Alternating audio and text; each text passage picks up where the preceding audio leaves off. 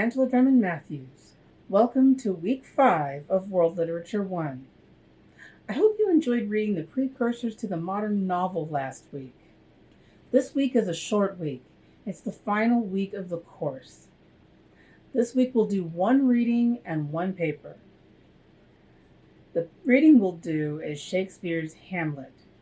The paper we'll do will be a literary analysis, but I would like for you to bring into your analysis examples of the previous readings that relate to the point you have chosen to pursue.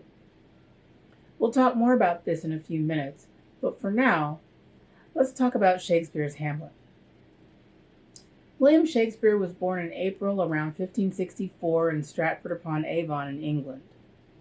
You've probably read some of his work before, maybe a play or some of the sonnets. Shakespeare wrote during a time called the Renaissance in England. Renaissance means rebirth. What was reborn? Well, the period before the Renaissance was the medieval period. This is from about the fall of Rome around 476 CE and the 14th century CE. You'll recall that some of the readings that we did, like Beowulf, Dante's Inferno, and Chaucer's The Canterbury Tales, among others, were created during this period. Even though there were many great writers, artists, and thinkers of this period, there was less attention paid to the teachings of the ancient Greeks and Romans. After 1400 CE, there was a renewed interest in ancient Greek and Roman writers and philosophers. Not only that, but there was also a growth in scientific knowledge. Scholars at the time began to think the relationship of humanity to the world didn't have to be under the control of the church. Instead, they believed that humans should be free to question and create and learn as much as they can. They looked at humanity as the most important subject of study instead of religious teachings. They wanted to study Greek and Roman texts using reason and evidence. This concept was called humanism. It made learning and reading more popular, and with the development of the printing press, knowledge became more accessible. It was during this time that Shakespeare wrote his plays and sonnets, between 1589 and 1613. His plays are divided into three categories: comedies, histories, and tragedies. The play we're reading, Hamlet, is a tragedy. Its full title is The Tragedy of Hamlet, Prince of Denmark. Hamlet was away at school when he was called home because his father, King Hamlet, had died. When he arrives at the castle, Elsinore, he finds that his mother, Gertrude, has married his uncle Claudius. Now Claudius is king. Hamlet is really depressed because it seems like not only has his father died, but his mother doesn't even care. Then his friend Horatio comes to him and tells him that he and some castle guards saw what they think is Hamlet's father's ghost. Hamlet agrees to go watch at night to see if it really is his father. So they meet late at night, and the ghost comes. It looks just like Hamlet's father, and it says, "I was murdered by my brother Claudius, and you need to avenge me."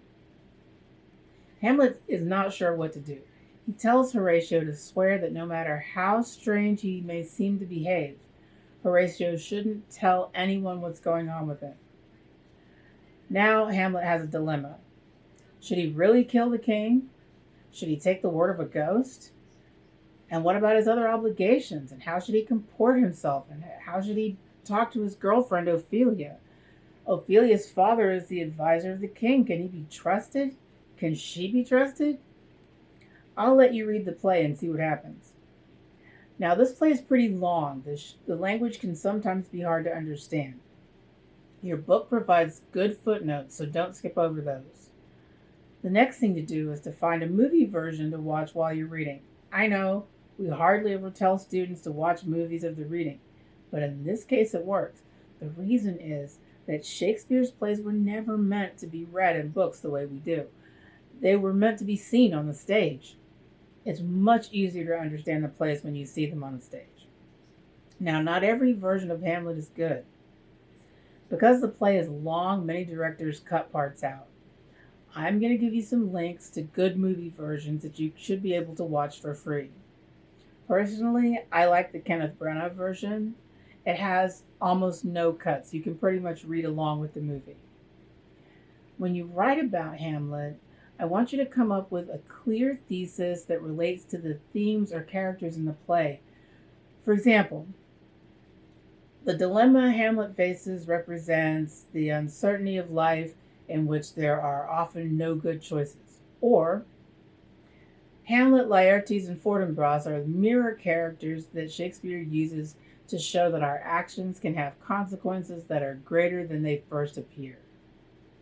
Or, Hamlet's inaction is the flaw in his character that leads to his and others' demise. Or even, very simply, the tragedy of Hamlet shows that revenge never pays. I want you to support your thesis using examples from the play and from secondary sources. But I also want you to at least use 2 sources from our readings over the term to help you make your points. For example, Hamlet is a prince. What would Machiavelli say about his behavior? Would Machiavelli approve of Claudius? Hamlet has the opportunity to be a hero. Is he behaving as one? How does his behavior compare to the heroes like Gilgamesh or Sunjata? Ophelia's father, Polonius, gives her advice about how she should behave in the Danish court.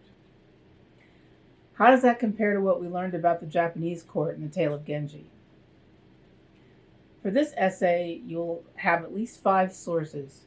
Your primary source, Hamlet, at least 2 secondary sources, and at least 2 sources from our readings.